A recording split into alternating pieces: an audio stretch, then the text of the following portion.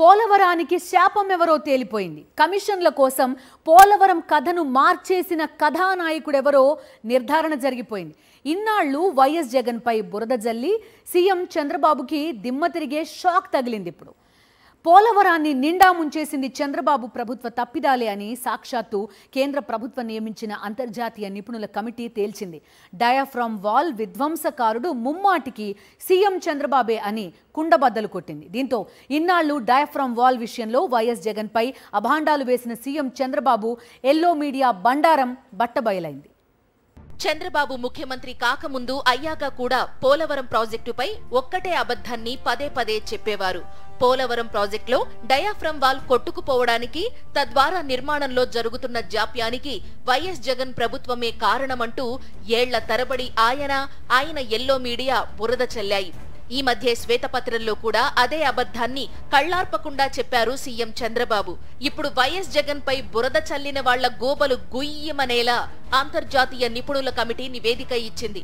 అసలు పోలవరం జాప్యానికి కారణం ముమ్మాటికి గతంలో సీఎం చంద్రబాబు పాలనలోని ప్రణాళికా లోపాలే అని తేల్చింది.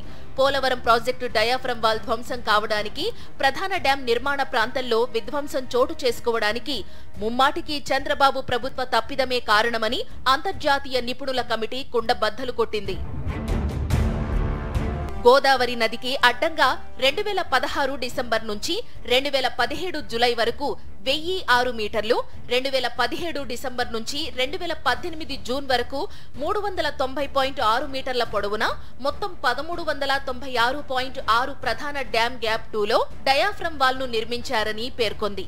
నదీ ప్రవాహాన్ని పూర్తి స్థాయిలో మళ్లించేలా స్పిల్వే, స్పిల్ ఛానల్ ను పూర్తి చేయకపోవడంతో 2017-2018లో గోదావరి ప్రవాహం డయాఫ్రమ్ వాల్ మీదుగా ప్రవహించిందని గుర్తు చేసింది.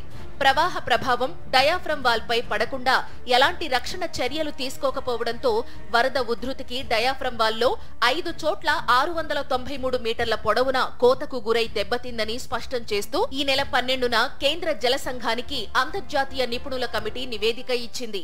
ప్యానల్ ఆఫ్ ఎక్స్పర్ట్స్ చాలా స్పష్టంగా చెప్పింది ఏంటంటే 2018లో వరద వచ్చినప్పుడు వరద ప్రవహిస్తే కాఫర్ డ్యాములకు సంబంధించిన జెట్ గ్రౌటింగ్ వాల్స్ని కొంత రిపేర్ చేసి మిగతా వాటిని రిపేర్ చేయకోకుండానే కాఫర్ డ్యాములు వేసే ప్రయత్నం చేశారు.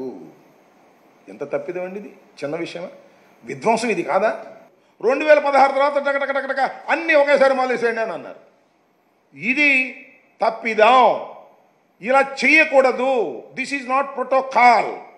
స్పిల్వేని కంప్లీట్ చేసిన తర్వాత, గోదావరి నీరంతా స్పిల్వే ద్వారా ప్రవహించడం ప్రారంభించిన తర్వాత, మళ్లించిన తర్వాత మాత్రమే diaphragm wall, ECR ఎర్తకం rock filling dam యొక్క పనులు ప్రారంభించవలసినటువంటి కార్యక్రమాన్ని వదిలేసి, ప్రోటోకాల్ వదిలేసి ఎందుకు చేశారా ఇది?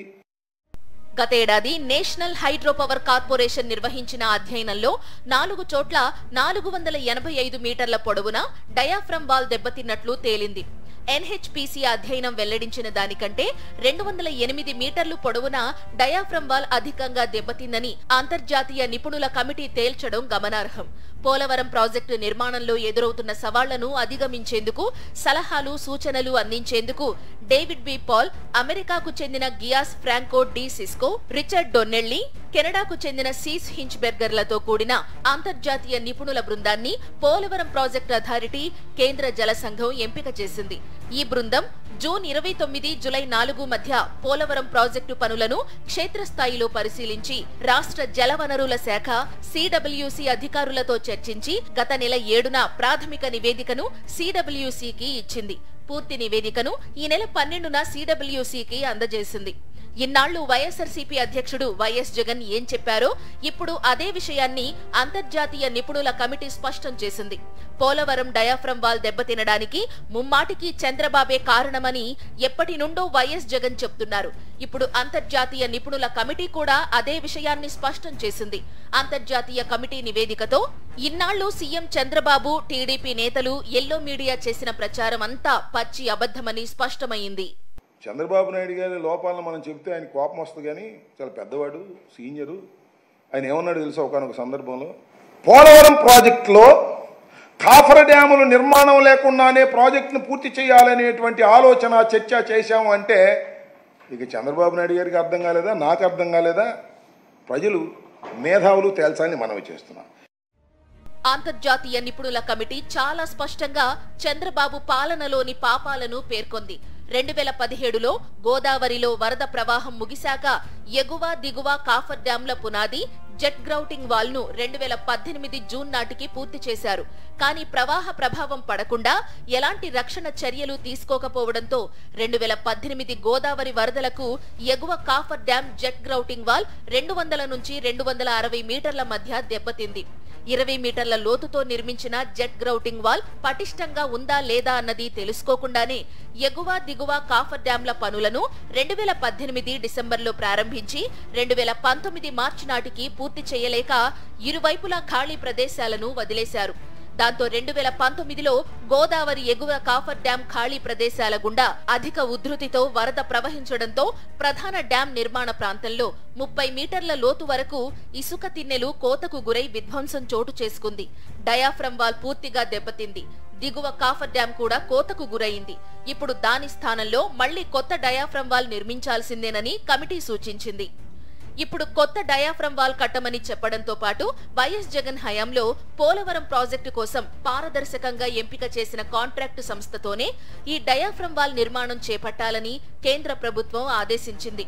దీంతో నిన్నటి వరకు వైఎస్ జగన్ పైన, వైఎస్ జగన్ హయాంలో పోలవరం ప్రాజెక్టు నిర్మించిన కాంట్రాక్టు సంస్థ పైన చేసిన ఆరోపణలన్నీ నీటి బుడగలని తేలిపోయాయి.